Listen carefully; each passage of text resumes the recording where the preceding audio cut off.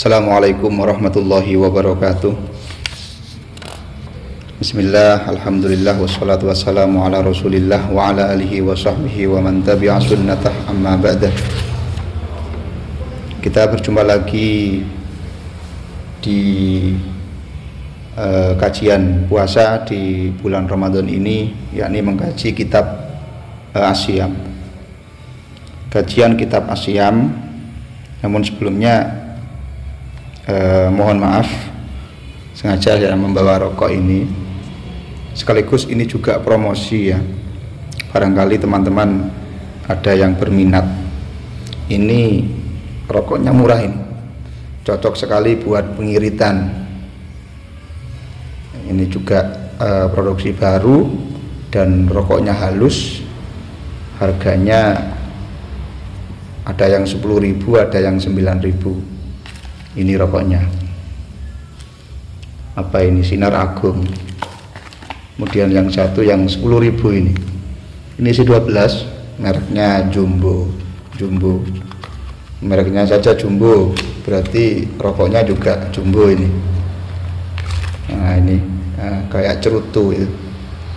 Ini 10.000 ini. Ini murah dan rasanya enak. Barangkali berminat ya bisa menghubungi saya. Yang saya coba ini yang apa itu, Sinar Agung halus. Itu promosi sebentar. Kita langsung mulai meneruskan pembahasan kemarin. Sebelum kita mulai pembahasan kitab As-Siyam ini, kita kirim Fatihah dulu ke tokoh-tokoh NU, kemudian ke guru-guru kita,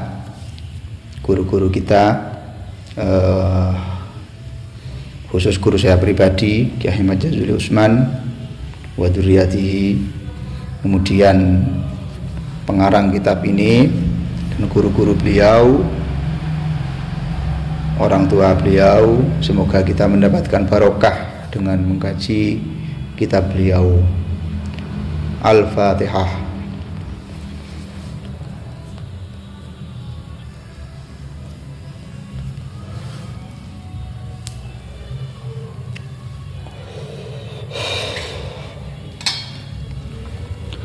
Bismillahirrahmanirrahim. Thalithan, tanazzalul malaikatu warruhu fiha biidzni rabbihim min kulli amr.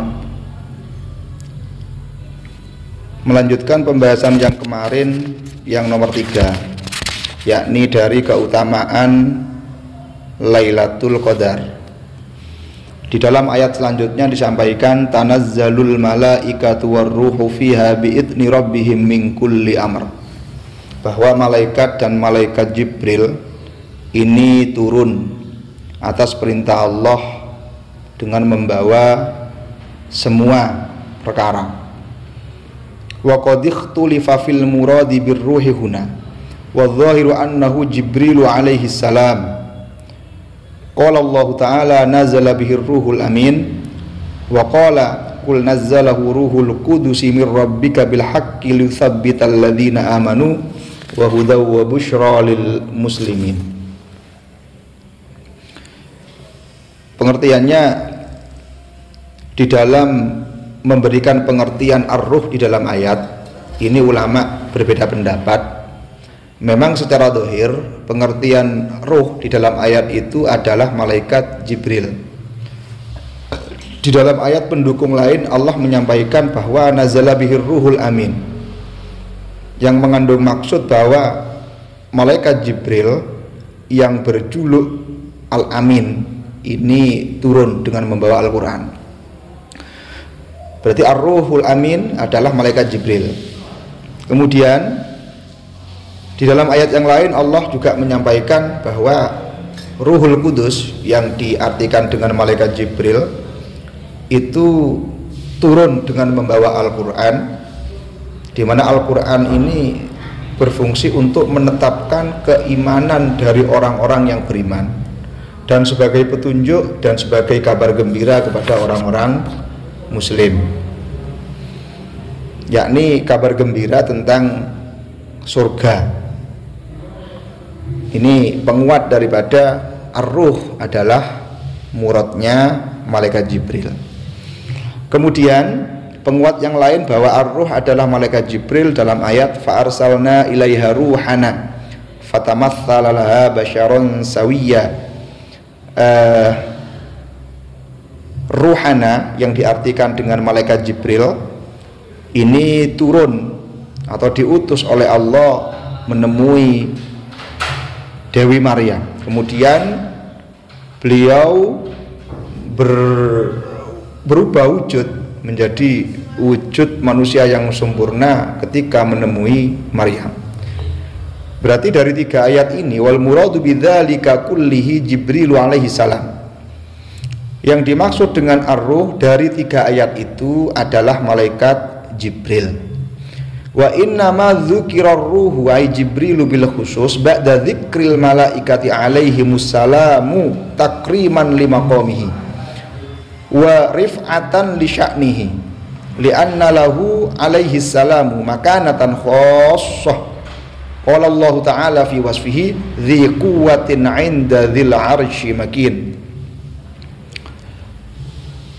Kenapa kok secara khusus malaikat Jibril disebutkan secara pribadi, yakni dalam ayatnya tanazzalul malaikatu warruhu.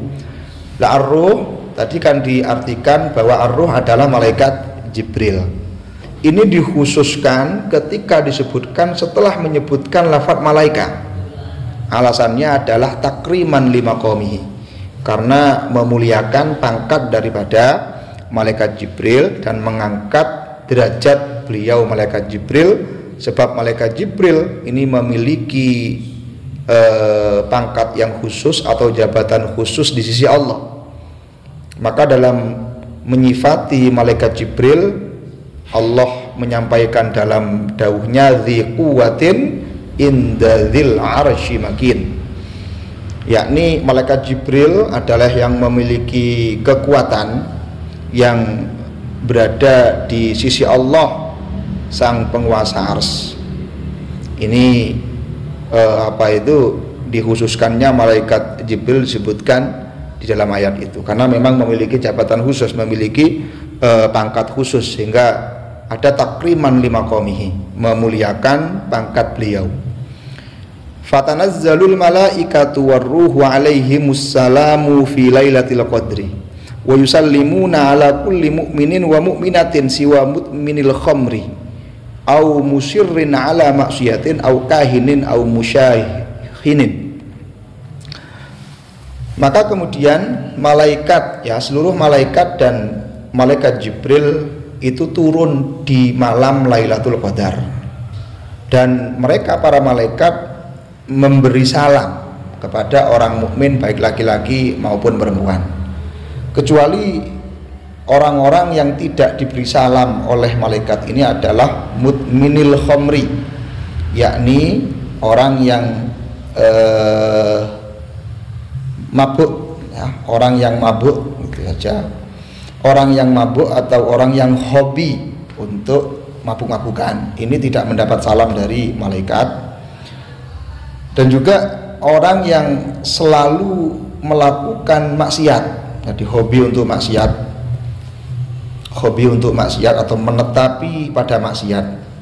Di dalam i'anah itu ada penjelasan bahwa yang dimaksud menetapi maksiat adalah ayyam dia zamanu tamakkunihi fi taubah walam yatub. Jadi ada masa untuk melakukan taubat setelah dia melakukan maksiat tapi dia tidak taubat. Ini diartikan menetapi pada kemaksiatan. Sehingga kan yang baik, karena kita ya sebagai manusia itu tidak maksum, yang maksum hanya para nabi, maka tentu kita tidak luput dari dosa. Kita tidak luput dari dosa, sehingga dianjurkan untuk banyak-banyak istighfar. Dulu pernah saya sampaikan di dalam awal pembahasan bahwa di bulan Ramadan itu perbanyaklah untuk istighfar.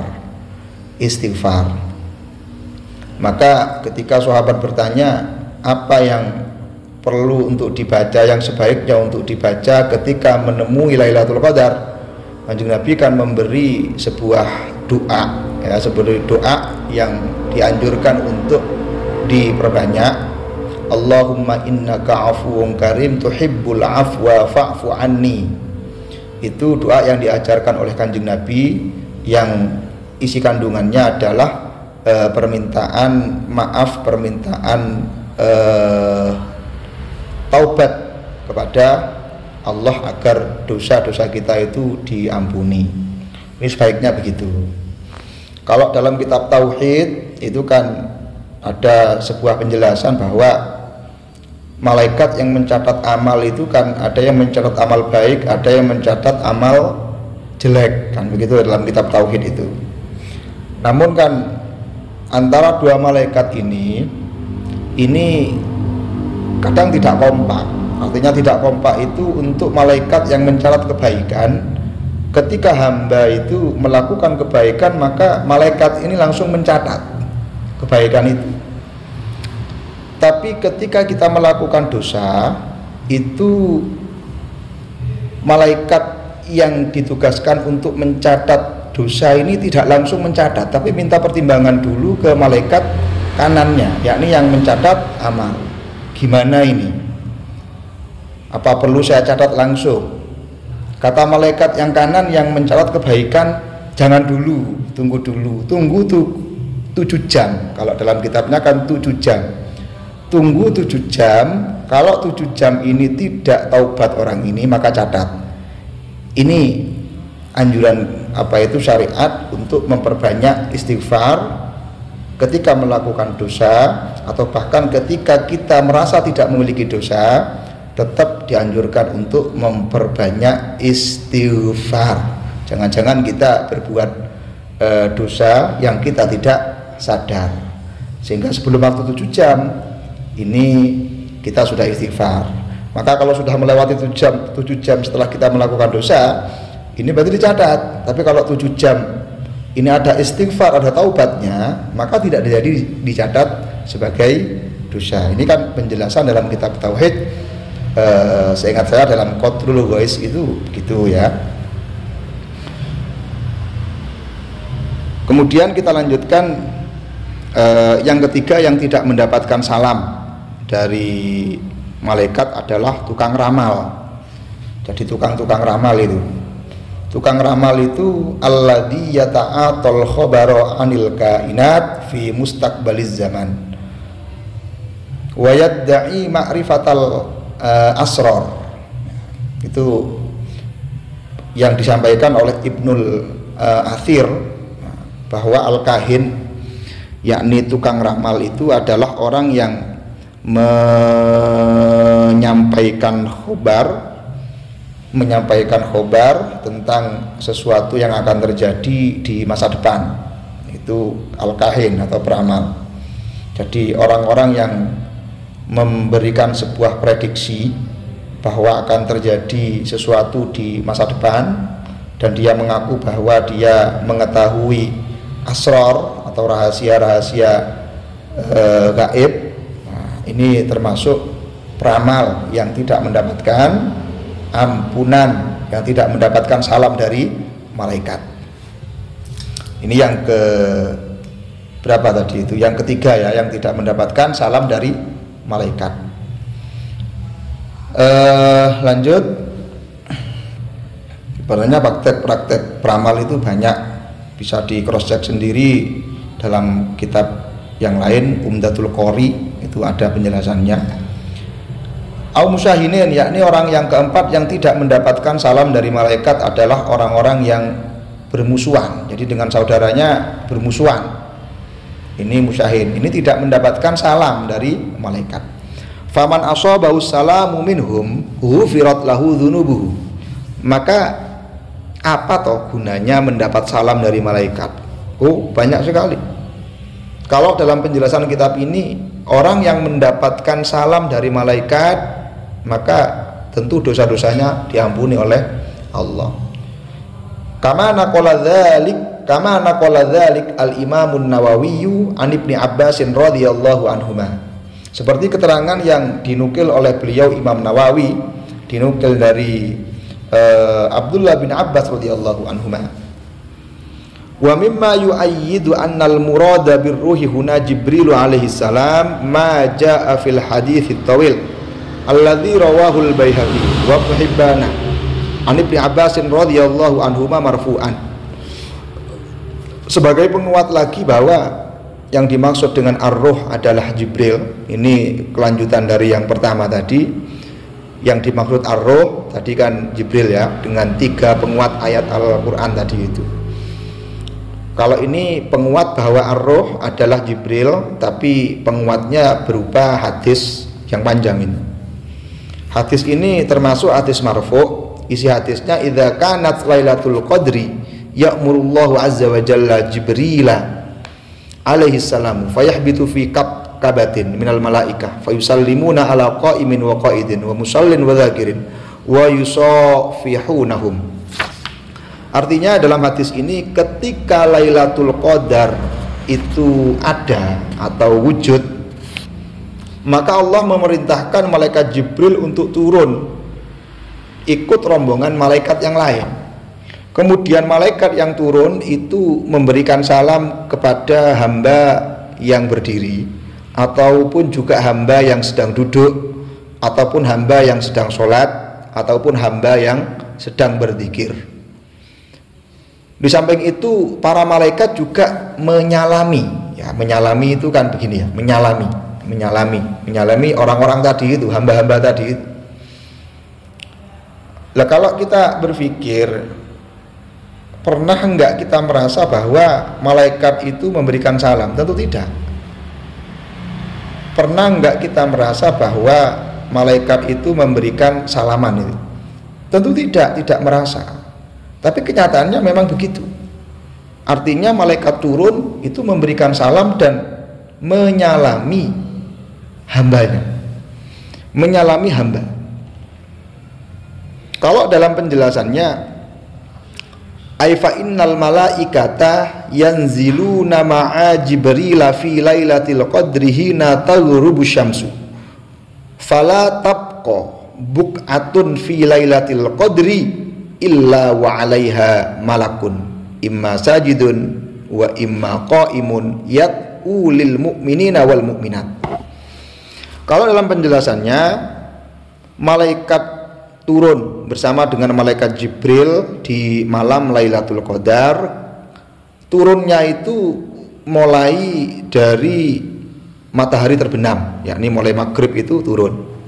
Maka tidak ada tempat di bumi ini ketika malam Lailatul Qadar kecuali di tempat itu ditempati oleh malaikat.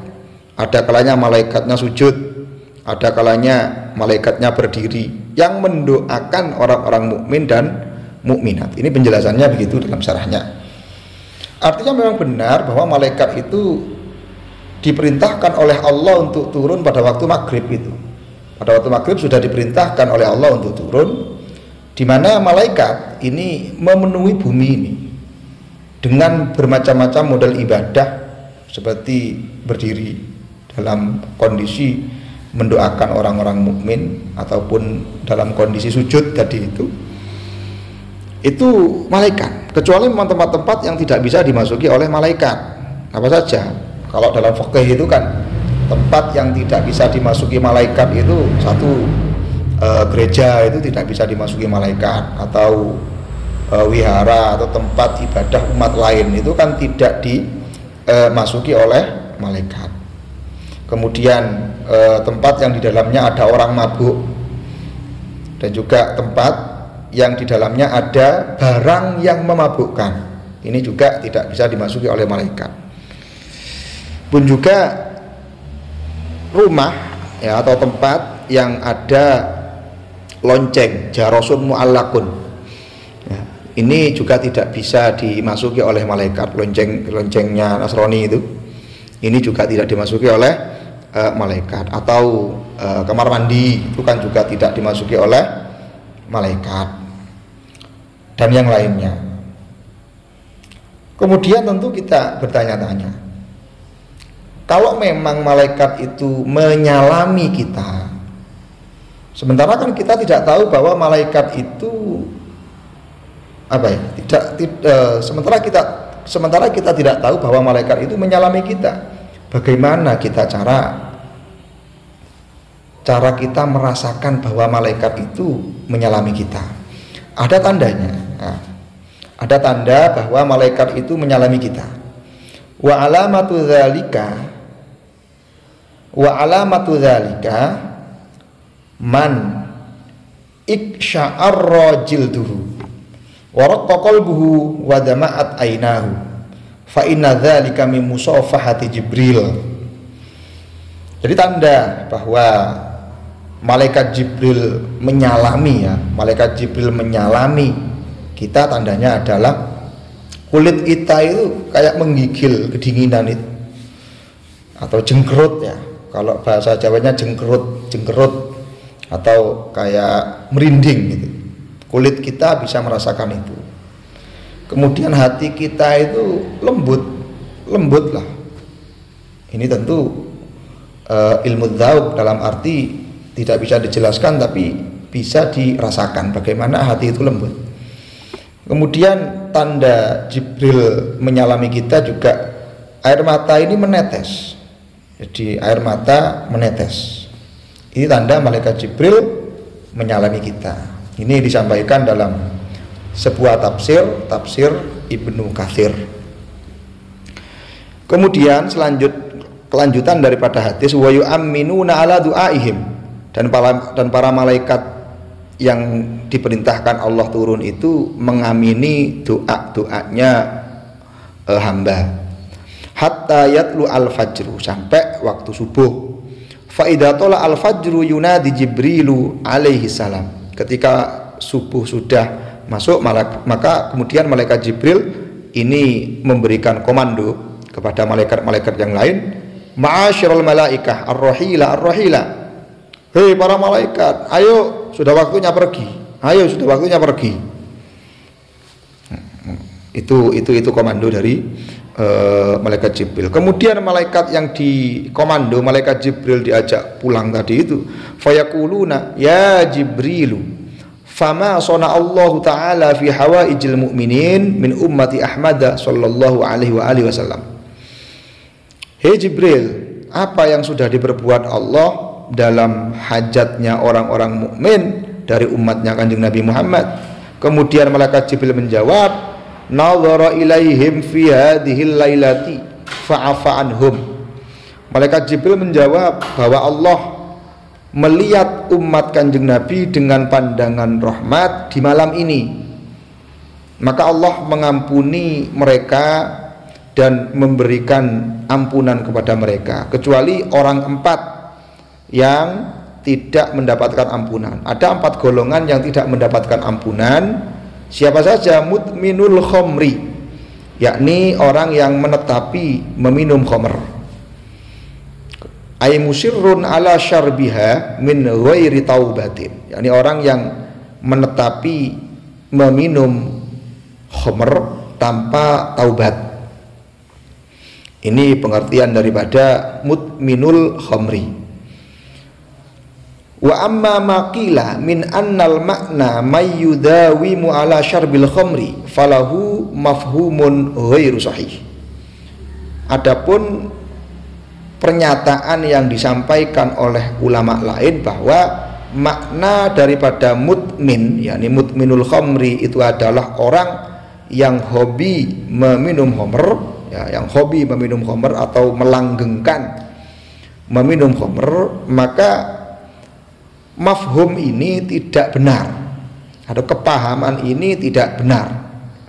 Jadi ada ulama memang yang memberikan makna bahwa mutminul khamri adalah orang yang selalu mabuk. Lah mafhum ini, pemahaman ini ghairu sahih, ini tidak benar. Kenapa kok dianggap tidak benar? Karena bertentangan dengan dawuhnya Kanjeng Nabi, liqaulin Nabi sallallahu alaihi wasallam ma asarra man istaghfar wa in ada fil yaumi 70 marrah. Artinya tidak dianggap menetapi dosa orang yang istighfar. Jadi orang yang melakukan dosa kemudian dia istighfar, ini tidak dianggap menetapi dosa, sekalipun dia mengulang sehari sebanyak 70 kali. Ya, itu mungkin bisa dicerna sendiri.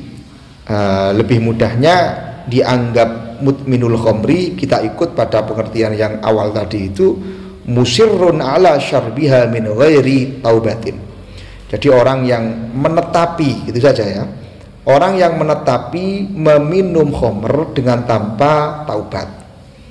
Jadi setelah dia minum kan perbuatan dosa, kemudian dia sadar bahwa ini perbuatannya dosa, tapi dia tidak taubat, ini berarti musirrun atau mutminul khamri.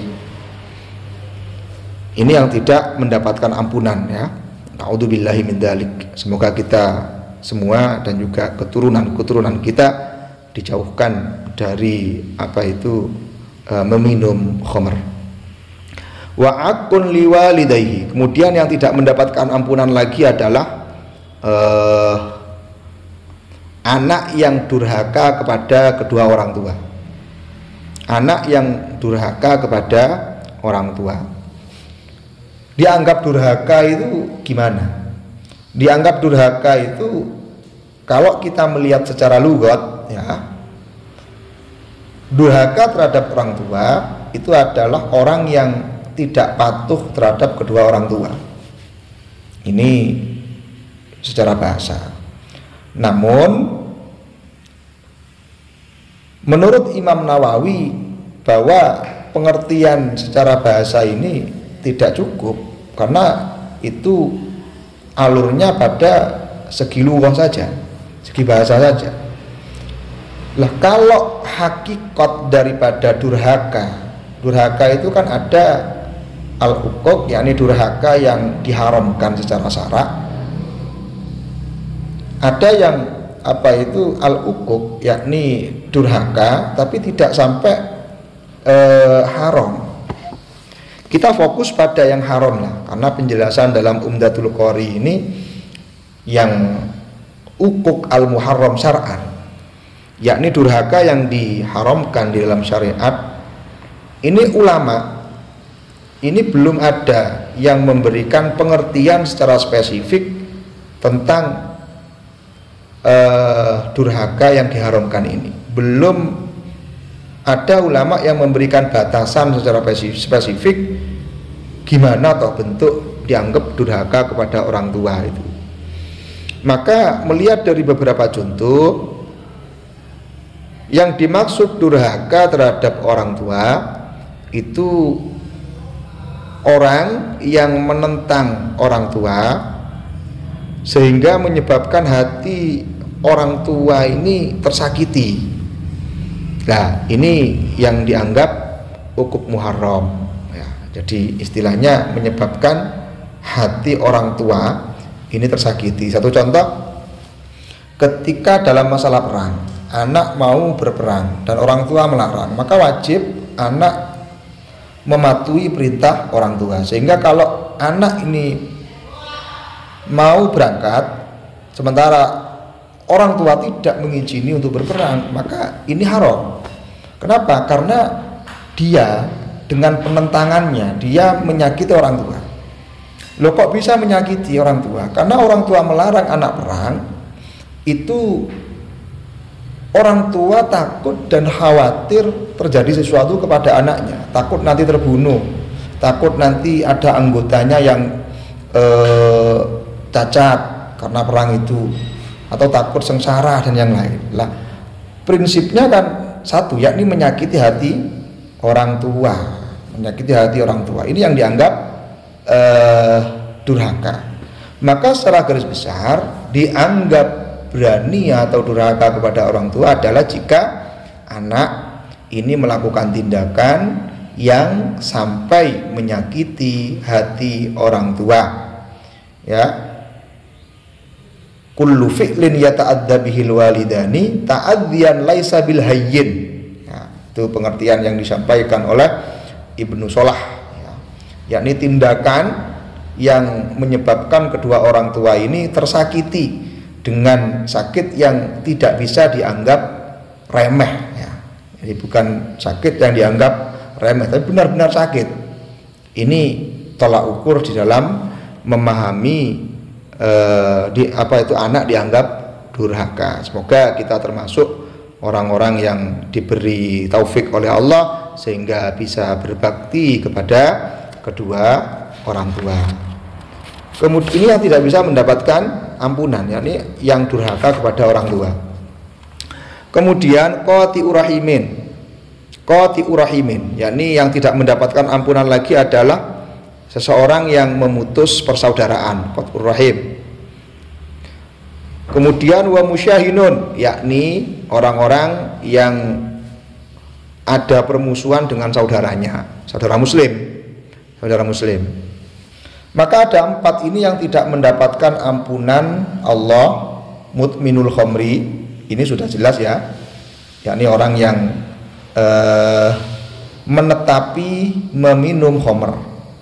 Yang 3 ini yang kalau kita analisis ini kan menarik yang 3 ini, yakni yang berani atau durhaka kepada orang tua, kemudian memutus tali silaturahim, kemudian yang memusuhi saudara muslimnya. Alasan atau ilat 3-nya ini kan karena idah, yakni menyakiti. 1, durhaka kepada orang tua ini karena menyakiti orang tua. Alasannya kan idah lil walidain. Kemudian yang kedua, idah, yakni menyakiti perasaan dari saudara. Qat'ur rahim itu kan menyakiti hati dari saudara, sehingga alasannya adalah menyakiti. Kemudian musahin, permusuhan, itu kan juga menyakiti saudara sesama muslim. Maka 3 hal ini jangan sampai intinya kita menyakiti entah itu keluarga kita sendiri ataupun saudara kita yang seagama. Jangan sampai menyakiti mereka. Selanjutnya fatanazzalul malaikatu warruhu fiha bi'idrabih. Kemudian malaikat dan malaikat Jibril pada malam Lailatul Qadar turun atas perintah Tuhan. Turunnya itu min ajli kulli amrin quddira fi tilkas sanah, yakni karena membawa sesuatu yang ditakdirkan di tahun itu. Atau diartikan au bi kulli amrin minal khairi wal barakah war rahmah, atau membawa suatu kebaikan atau barokah atau rahmat kepada umat. Intinya turun, 1, turunnya itu ada kalanya membawa perintah karena takdir manusia selama setahun ini sudah ditetapkan. Yang kedua adalah turunnya itu karena membawa kebaikan kepada umat, berkah kepada umat, rahmat kepada umat. Itu keutamaan daripada Lailatul Qadar. Kemudian ayat selanjutnya, salamun hiya hatta matla'il fajr. Itu ayat yang selanjutnya. Penjelasannya mahya illa salamun, mahya illa salamu ay taslimul malaikah warruhi ala auliyaillah wa ahli ta'atihi wa ala ahli masajid wa ala kulli mu'minin wa mu'minatin siwa mutminil khamri wa musirrin ala maksiatin wa nahwihi ma kama taqaddam. Ini sebenarnya sama dengan pengertian yang tadi, cuma lebih pada ayat salamun hiya salamun hiya hatta matla'il fajr.